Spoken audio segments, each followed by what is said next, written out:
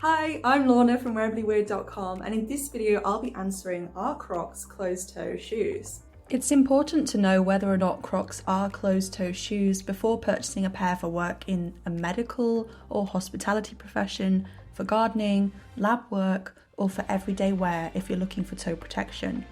Crocs are not considered closed-toe shoes from a formal health and safety perspective. This is due to the 13 holes in the top of the classic Crocs design. Closed-toe shoes should cover the foot fully.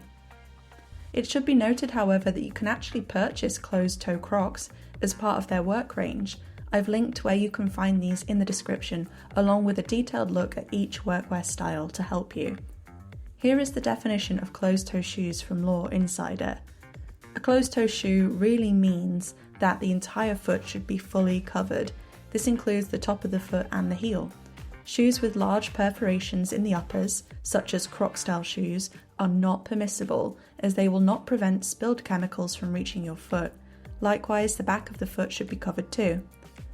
Law Insider's definition is actually informed by a laboratory safety self-inspection document created by the Office of Physical Plant Environmental Health and Safety from the Pennsylvania State University. Here's my own pair of classic Crocs showing the 13 holes featured in the design. You may be thinking, well, I don't work in a lab, but the definition still stands for other activities. Classic Crocs aren't closed-toe shoes.